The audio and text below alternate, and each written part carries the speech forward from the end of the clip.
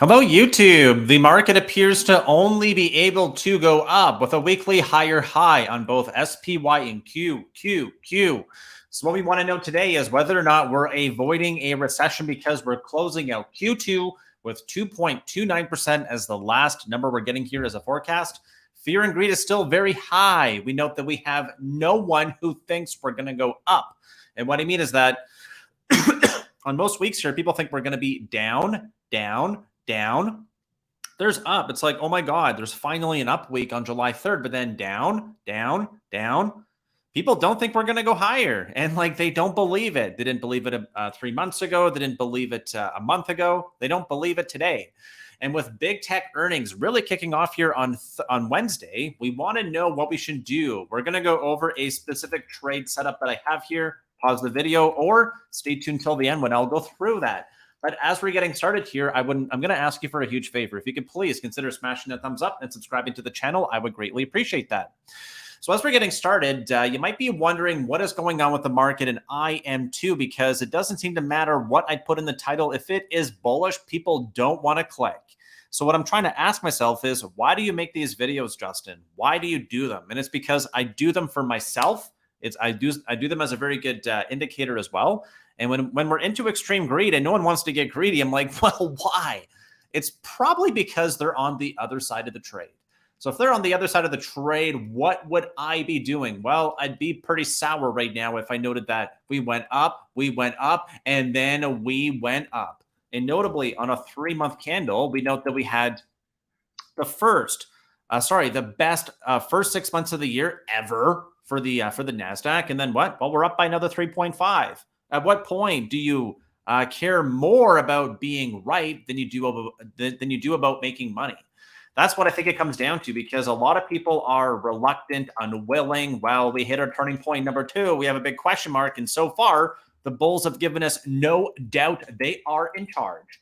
There is one final thing we can look at here, which is going to be the potential for a failed breakout. We got our weekly higher high, 382.86. We got 383.50 tagged on QQQ.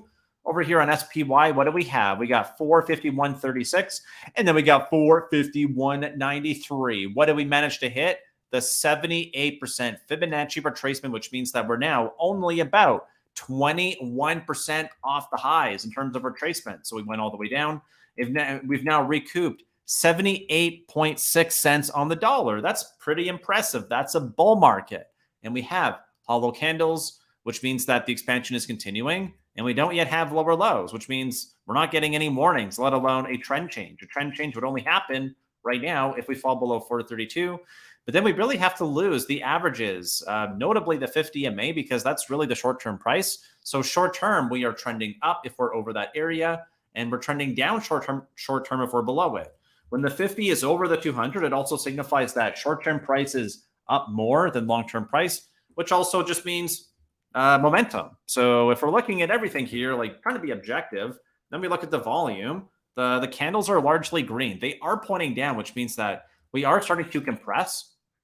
And I'll talk about that trade that I put on here in a moment. I just want to make sure we're setting the stage here. And I'm really curious how many views this video is going to get, because if we talk about anything bullish, it's like, man, don't click on that. If it's bearish, right, they're rushing in, trying to click on it so fast.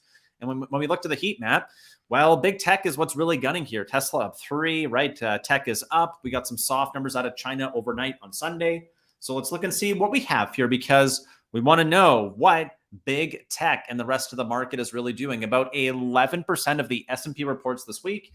So we're going to get a little flavor on everything, a little bit of a clue. So do me a huge favor and notice whether or not you notice the word beat or miss. Again, expected. So here we're going to go through what is coming up this week, what the expectations are, and then we're going to briefly look at the ones that reported last week. Tesla, beat. Netflix, beat. Okay, Bank of America, beat. Okay, cool. Charles Schwab, beat. Morgan Stanley, beat. Lockheed Martin, beat. United Airlines, beat.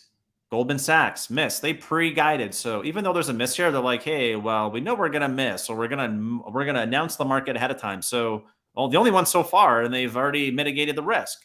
Beat for TSMC. ASML, beat. Okay, cool. What about last week? Skip that one. Here, I think here's the ones from last week. Pepsi, beat. All right, what else have we got here? Delta Airlines, beat. Progressive, missed. That's an insurance company. So they dragged down the insurance companies last week. So we got two so far. We got Goldman Sachs and Progressive. Okay. In line. Okay. Unch. Beat for Cintas. Okay. I'm not sure what the theme is, though. Can you please remind me? What's the theme? Is it beats or is it misses? It appears to be beats. So the market wants to go up. And because the people still don't believe it, I think they're reluctant to chase it, myself included. I came back in June. I'm like, whoa, sell in May and go away. Well, not this year. It was up, up, and away. So if we're up, up, and away, I think it could be very difficult for people right now, which is why when we look here to the fear and greed, I can understand the reason why people are greedy, but they're quiet. There's crickets. Why? They're hoping for a dip. They're hoping we're going to dip down. They can get in and they can pretend they've been bullish the whole time. That's what I think is going to happen here. So when we look at the heat map, let's ask ourselves too, are things running into earnings? Yeah, they're definitely running into earnings. So expectations are for beats. We're gunning into earnings. So now I'm going to give you the other side of the coin here. All right, so we're running hard into earnings. In the last 3 months, we're up 18 for Microsoft, 16 for Apple, 17, 40, 70 for NVIDIA, 30 for Amazon. Where's Tesla? 55. Well, they better beat. That's all I know. They better beat. They better crush. They better guide higher. They better do all of that. Why? Because year to date, the gains are even more impressive. 40 is like the baseline, 212 for NVIDIA, 145 for Tesla, 56 for Amazon. Man, they better beat. And I'm talking about the entire market. So if the expectations for beats, we've been running into earnings. What does that mean? It just means the bar is higher for us to have another 10% right here, right now. Doesn't mean we can't do it. We look at QQQ, man, it did it, right? We look at QQQ. It's like, okay, brief pause right here, brief pause. Whoop. That's like another extension to extension. So we went from about the 61 to the 78, or about an 8% rally. Like, right? Can't even snap my fingers, like in a straight line, straight up. On basically another 10%. So from low to high here, about, 10%. Whoa, right? It's pretty impressive. And when we look at a chart like XLK, like we did on the weekend, we're already in new all-time high territory. We got new highs, and no one wants to click on it, which means I don't think anyone is participating. So what do? We squeeze higher. We give them a chance to buy the top. Then we get the dip. Then we see if we're truly going to be going up. That's what I think is going to happen here. So a new all-time high on XLK. Why? We got a new high of the week, 178.07. All right. So now if we understand that we have all of this bullishness and expectations baked into earnings here, even for like a Netflix. Where's Netflix here? And Netflix is up 50.99% year to date. Pretty good. 200 billion market cap again. So it's run into earnings. It's gunned hard. So what can we do? Well, this week, I bought 5 new stocks. I initiated 5 new positions. Why? Hey, if we're breaking out, we can manage the risk. We can do it. And we can make sure that we're not going to get overly hurt. How do we do that? We just make sure we understand what we're expecting from the market right now. If we have more hollow candles and we're in monthly higher highs and weekly higher highs over the highs, that's bullish. So one reason why, let's talk about the trade here. Let's read the note. And because you're watching all the way till the end, I'll make sure you get the value here. And here we go. MES. So I'm shorting the micro E-mini futures. If that doesn't make sense, it just means I'm betting against the S&P 500. I got back in at 454 on a short. I tried another top fish attempt earlier in the day. I got stopped out for a few points. I'm back in because we closed below it. So 45.68 would be the area where I would stop out. And this is just a really small hedge. It will come off if we print a weekly higher high on both SPY and ES. And if it doesn't stop out, all my recent buys are protected. Keyword here being protected. I don't want this order to. I don't want this order, right? I really wanted to stop. I wanted to stop me out. I wanted to prove to me we're going to be going higher and higher, higher. But if we don't, I've mentioned quite a few times, and I'm trying to give you some value here because you're watching. I mentioned we're getting higher highs in terms of share price. But one thing we've not yet seen is higher highs in terms of fear and greed. We have a high here of about 83, and we've only been able to get up to about 81. So we're definitely flagging out. I need to see that pop, though. Like, I need it. It's not nice to have. It's a must-have. So right now, there's a few ways we can qualify a failed breakout. So looking at the monthly, we're still over 444, which means we're in hollow candles. Same notice on the weekly. We got hollow candles 1, 2, 3, 4, 5. We're over the previous candle high. That's a pretty good area for us to know the expansion is continuing. So if we look here at a weekly chart, now here's where it gets a little bit more tricky, because that note that we had, let's actually bring it back. Let's bring that note back. Here we go. There we go on the weekly chart, because first of all, I understand this is a top fish. It's the opposite of a bottom fish. I'm trying to tick the top. That is so hard. So I'm not really trying to tick the top because I'm trying to be a genius. It's because I'm trying to protect myself from my other purchases. So right now, we're looking here at a weekly candle. We have a hollow, which is signaling an expansion. There is no lower low. There's no warning. I just got a gut feeling.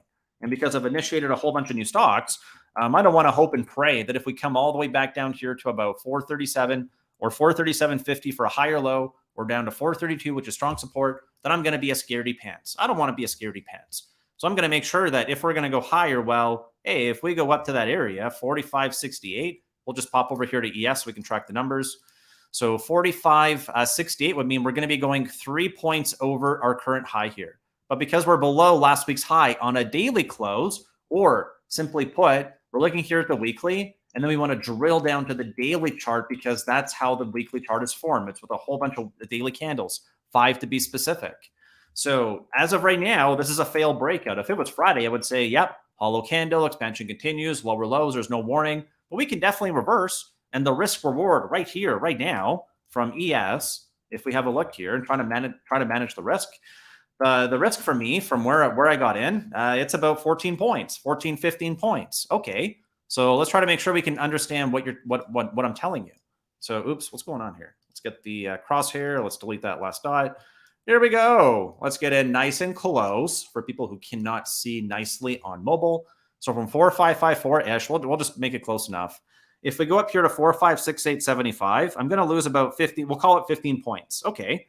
Well, if we come back down to my weekly higher area here, it's 56. So I'm risking $1. Let's double check that. It's about 15 points to make about 60. That's a 4-to-1 risk reward. I'm risking $1 to make 4. However, if we actually even go down for a weekly higher low, it's 137 points. It's nearly a 10-for-1 trade. So I'm bullish. I'm position bullish, but I'm not blindly bullish. I've been doing this long enough that I know what to do. So let's read this note one more time. And if you're interested in joining us to see exactly which stocks I bought 5 new ones. You can go to the link in the top here or in the description at thealgo.com, and you can join me for 14 free days. I'm not trying to hard sell you, just if you want to see what I bought, what better way than just looking at the numbers. 14 free days. You can trade with me by going to thealgo.com. But if not, here's your free final piece of content. This is a really small hedge, potentially a 10-for-1 risk reward if we slam down to strong support. It will come off if we print a weekly higher high on both areas. If it doesn't stop out, all my recent buys are protected. So deferring back to Warren Buffett, rule number one of investing, don't lose money. Rule number 2, see rule number 1, meaning don't lose. There we go. If you want to watch the weekend deep dive in terms of how I thought we would go higher this week, that's now queued up here on the left-hand side. If not, thank you so much for watching, and I look forward to seeing you tomorrow.